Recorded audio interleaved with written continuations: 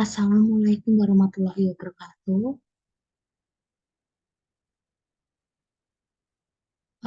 Perkenalkan, nama saya Ganis Pinata Ningrum dengan NIM 2148263. Nah, di sini saya akan menjelaskan terkait dengan praktikum acara 8, yaitu Semantic Segmentation berbasis Deep Learning untuk ekstraksi area penambangan dari peta topografi.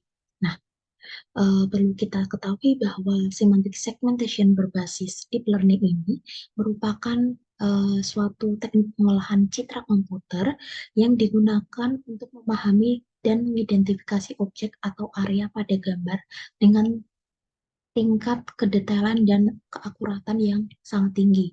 Nah, teknik ini dimanfaatkan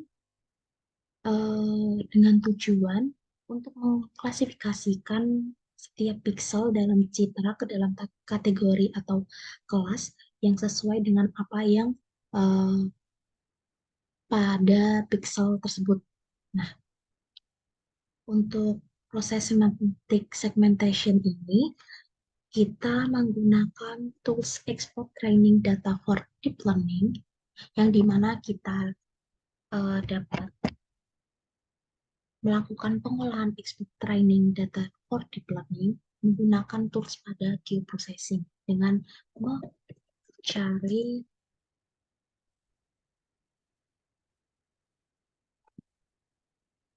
tools export training data for deep learning ini.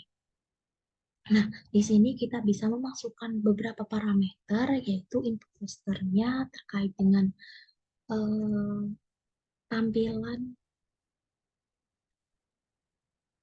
peta pada FAHIC, karena di sini saya menggunakan data dari FAHIC, yaitu berbentuk geotiff. Kemudian untuk output foldernya bisa mengisikan di sesuai folder yang dikehendaki. Kalau saya di bagian kolom di sini.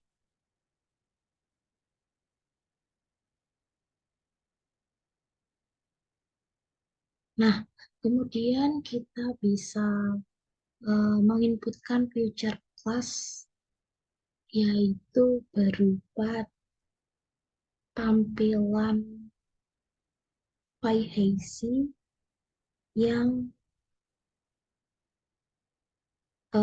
tahun lama, yaitu G1. Nah, dengan class value-nya kita klik, kemudian buffer radiusnya 0, dan input max polygonnya bisa memilih PyHazy 18526 atau tahun yang lama, yaitu G2. Kemudian untuk formatnya bisa dipilih PNG. Nah, untuk formatnya ini mengaruhi hasil training, yang dimana jika formatnya TIFF itu akan memerlukan waktu yang cukup lama dalam expert training data for deep learning. Nah, untuk format yang digunakan PNG format ini memberikan kemudahan dan memori yang diperlukan pun tidak sebesar format TIFF. Serta ketika proses export training data for deep learning ini juga tidak membutuhkan waktu yang lama, sehingga mempersingkat waktu pengolahan. Nah, kemudian untuk file size-nya sudah tertera, yaitu default. Untuk referensi sistemnya, Mapspec dan metadata formatnya menggunakan classified files. Nah, untuk environment-nya, kita bisa menggunakan seperti ini. Nah, kemudian kita bisa running. Nah, untuk hasil export training data for deep learning ini, kita bisa lihat pada hasil olah, yaitu berupa topochip ini. Nah, datanya berupa image seperti ini. Ada banyak, yang gimana ini seperti potongan-potongan dari gambar data yang telah dilakukan pengolahan sebelumnya.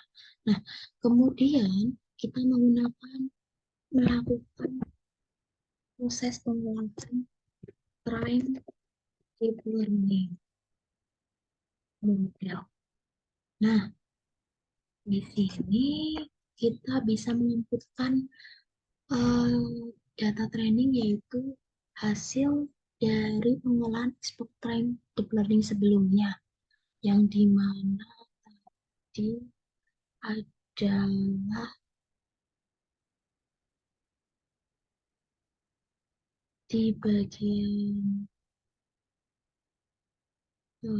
sini,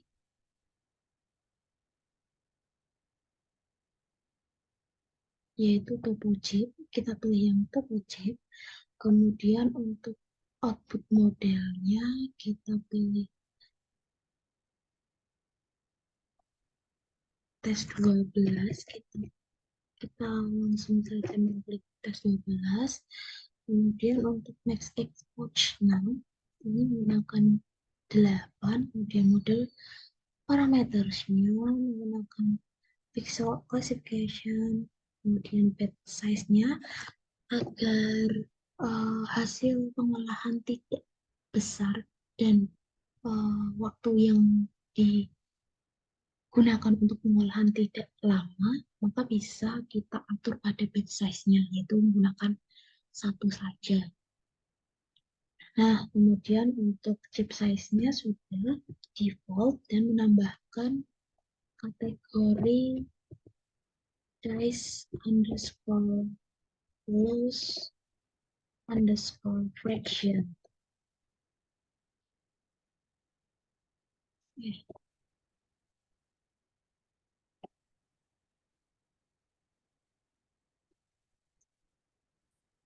Nah, kita ini pilih dash loss fraction-nya ini 3.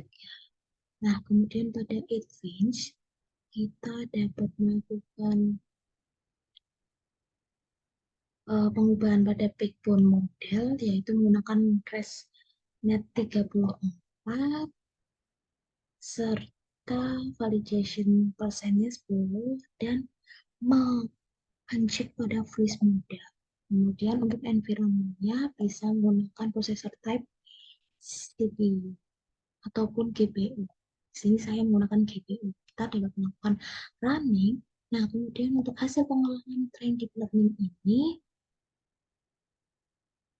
kita bisa lihat pada hasil pengolahan, yaitu tes 12 ini. Nah, ini berupa data EMD yang dimana kita akan gunakan pada proses classify pixel using deep learning.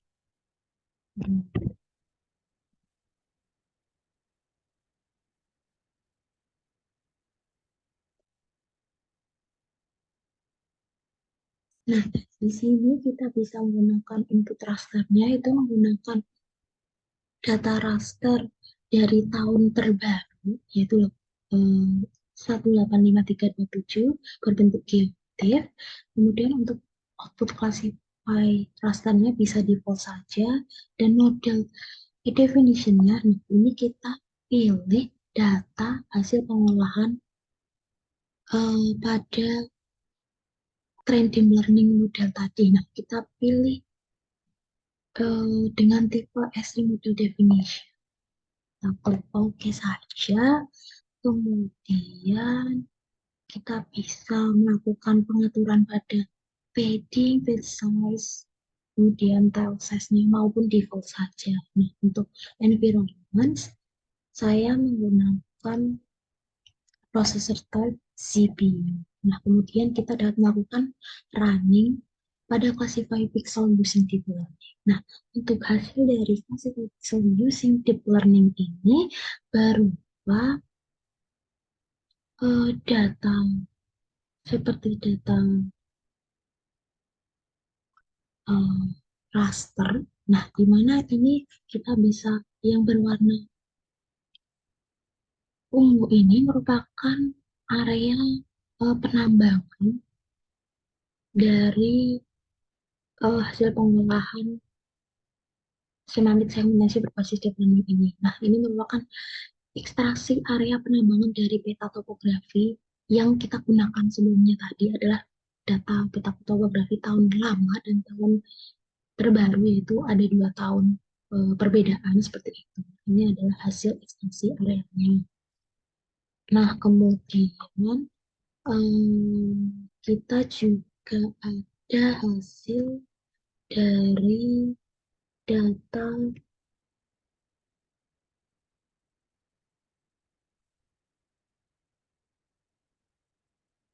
Nih, kita bisa zoom ke layar. Nah, ini merupakan hasil yang kedua, yaitu clone truth atau prediction, yang dimana kedua gambar ini memiliki perbedaan pada topografinya. Jika identifikasi lebih lanjut, ini terdapat perbedaan pada topografinya seperti itu. Nah, kemudian hasil yang ketiga ini berupa grafik dari perubahan kedua tahun tersebut, dan di mana untuk grafik yang berwarna hitam ini merupakan data train dan grafik yang berwarna merah ini merupakan data validation. Nah, untuk data validation ini eh, terpengaruh akan data train, jadi akan mengikuti data train tersebut. Jika data train mengalami penurunan, maka data validation pun juga mengalami penurunan seperti itu. Nah, sekian presentasi dari saya. Bila ada kesalahan, saya mohon maaf. Wassalamualaikum warahmatullahi wabarakatuh. Terima kasih.